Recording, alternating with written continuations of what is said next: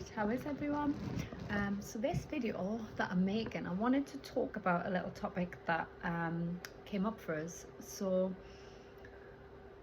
I wanted to talk about confidence, and it's really strange because every now and then I get a topic come up for us and it's almost like a nudge from the universe of like, this is what we're going to be working on.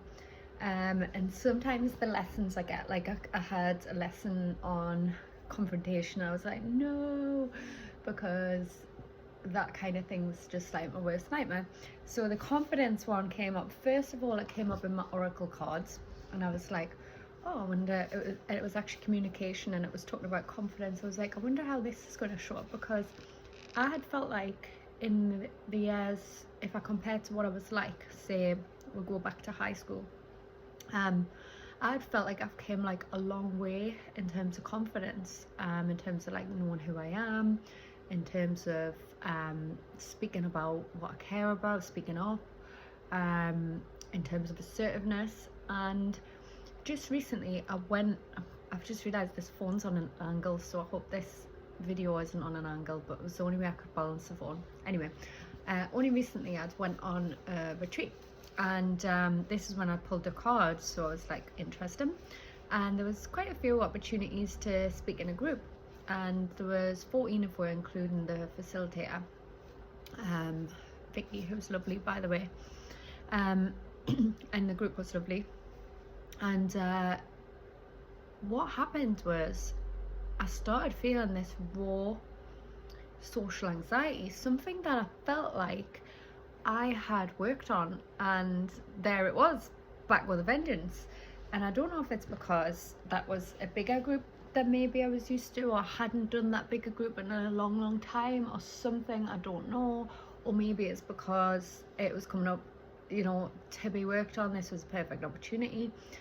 So I wanted to talk you through my tips for this kind of thing. If you do suffer from social anxiety, or if you've got to speak in a group and it's tough for you.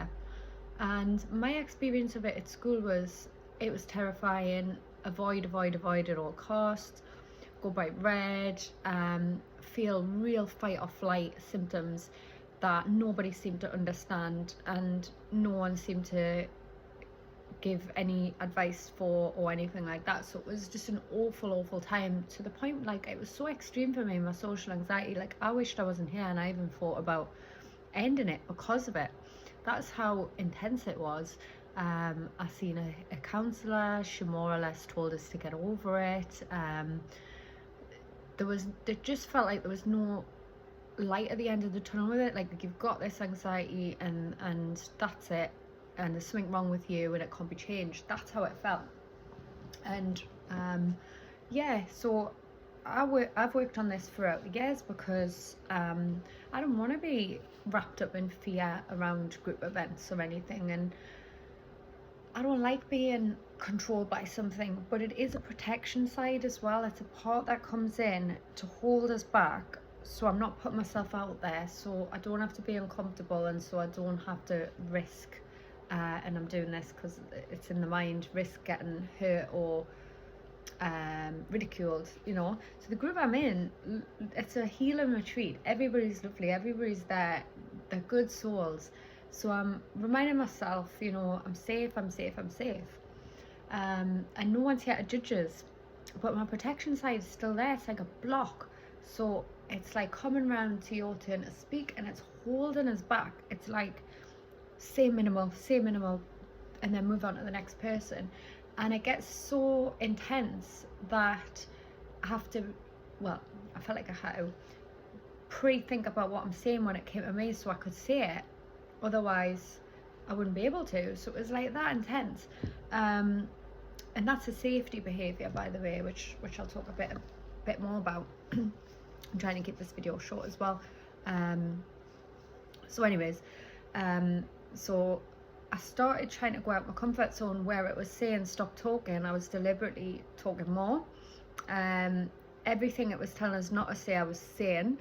The only part I didn't do, there's a part when Vicky asked if anyone wanted to sing, and straight away my protection was like, absolutely not, and it shut that down. Even though I'd had a song going around and round and round my head on repeat, it would not let us do that. That was too much of a step at that time. But what I had to learn as well is not giving myself a hard time with these steps and things, to be on my own side, to know that all this stuff's changeable, to know that mindset stuff and confidence is teachable, and it won't always be this way. You know, I might see somebody like someone I love, like Wayne Dyer's, who's passed away, but doing a big talk, and my mind goes, you can't do that. You know, not that I'm like planning on doing that, but that's a big jump from where you're at. So instead of like comparing or telling yourself something you would never be able to do, that it's smaller steps. You know, it might be starting off in a group of 14. Next time, well, funny enough, after that I was in a group of 50 on an online thing, and I forced myself to be there because my protection side didn't want me to join in because it knew it was going to be like almost like a show and tell. It's a writers group I'm in, and we were talking about what books we're writing or we'd written, and I could feel my protection side kicking in strongly, telling us not to do it. So I forced myself to be in it, and unfortunately they ran out of time, so I didn't get to do it. So that's fair enough. But I was more proud that I got myself there and said, I'm doing this anyway. My protection side was coming in with what we're going to say and really trying to make it clear so that I wouldn't be on the spot. So it was trying to help us, but I want to be where it comes to my turn to speak and I'm just going within the moment and I'm going from heart. That's what I want to be going from.